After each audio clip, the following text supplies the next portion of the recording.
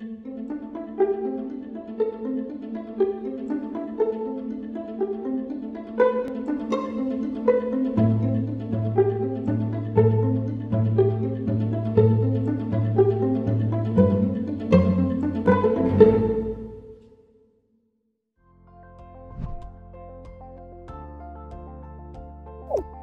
does Russia make economic policy? Russia has an authoritarian political system, but its economic policymaking process takes diverse and often conflictual sets of interests into account. Technocrats at the central bank and the finance ministry promote policies that will support macroeconomic stability. Oligarchs close to the Kremlin jockey for political influence as they back policies that benefit the companies that they run. Political advisors to the Kremlin support policies that will be appealing to the typical Russian. And the security services, who have an outsized voice in the making of Russian policy, advocate economic policies that will support their foreign policy agenda abroad. Russia's economic policy can only be understood by taking each of these groups' interests into account. Before we examine the groups that shape Russia's economic policy, let's start with an overview of Russia's economy. Russia is an upper-middle-income country by global standards, but it is far poorer on a per-person basis than many countries in Europe. According to OECD data, in 2017, the median disposable income in Russia was around $7,200 compared to around $23,700 in Germany and $30,100 in the United States. Russia is one of the world's biggest producers of oil and natural gas, both of which play a major role in Russia's economic output and its exports. It also exports many other types of commodities, including diamonds, wheat, and timber. Russia's economy is shaped by its history as a member of the Soviet Union, which ruled Russia with 14 other surrounding countries from 1917 to 1991. During the Soviet period, Russia was deeply integrated with its neighbors. Though the Soviet Union dissolved in 1991, many of the interconnections from that period remain, from physical infrastructure such as electricity grids and railroads to patterns of labor migration, including the many people from Central Asian countries who migrate to Russia for work. A second legacy of the Soviet period is an inefficient industrial sector. Owing to Soviet central planning policies, contemporary Russia has industries spread all across the country. Many of these industries are located far from their consumers and are struggling to compete internationally. Today, four main groups shape Russian economic policy.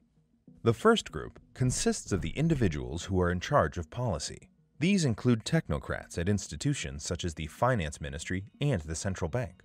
Both ministries are staffed by competent, well-trained economists who focus on macroeconomic stability, including keeping inflation low and keeping economic growth stable.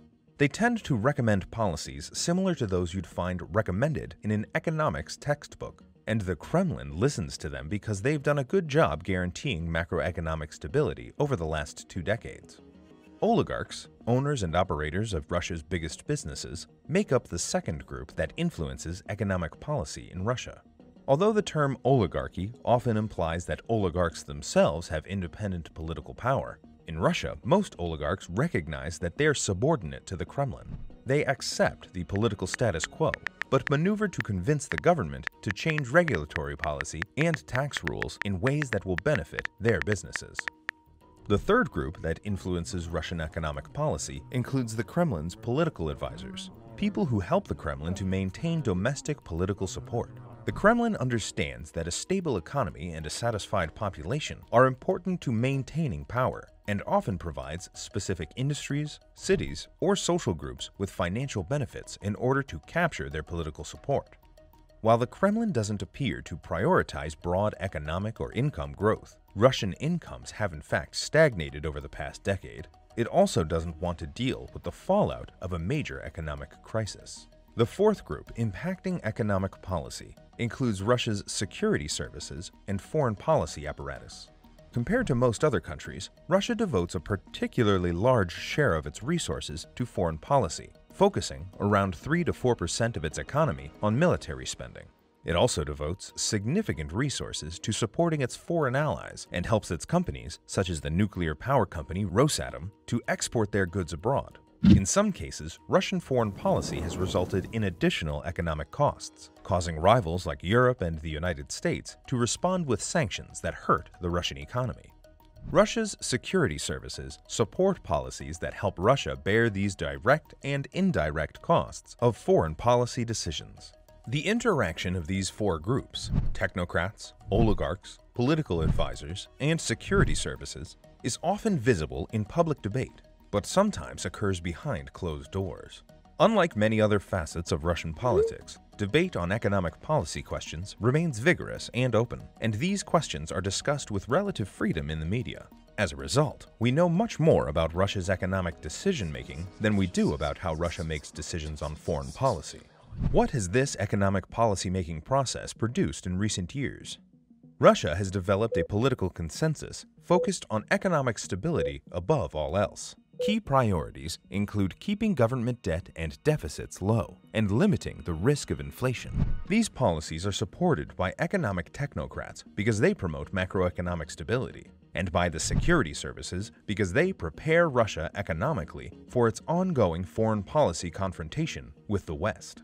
As a result, Russia has hardly any government debt and has accumulated substantial foreign exchange reserves. Russia's economic policies have already succeeded at achieving certain goals.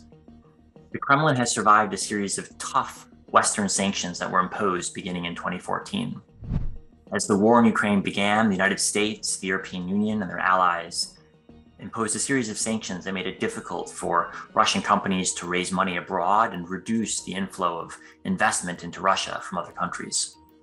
This has hurt Russia's economy and made it grow more slowly for every year since 2014. But the Kremlin has had little difficulty surviving because it was financially well prepared for the impact that sanctions would have. Where Russia's economic policy has failed in recent years is in producing growth, either growth in the aggregate economy as measured by GDP or growth in typical Russians' living standards. Instead, that past decade has been one of stagnation, as the officials and interest groups who impact the Kremlin's policymaking process advocated stability even when it hurt growth. The typical Russian, when you adjust for inflation, incomes have been at best stagnant and perhaps declining. But for elite groups who make economic policy, this has been a tolerable outcome. Stability is more important, growth is less important. And although the populace is unhappy, according to surveys, about the economic status quo, they've been unwilling or unable to pressure the government to change course, either because of low expectations of what growth would be, or because increasing government repression has made it difficult or dangerous to put pressure on the government over its economic policies.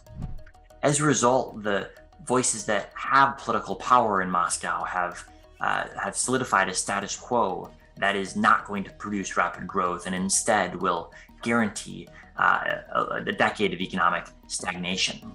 The net effect has been to produce an economy that is stable, but also stagnant. This status quo seems likely to persist so long as the key groups that influence Russian economic policy remain the same.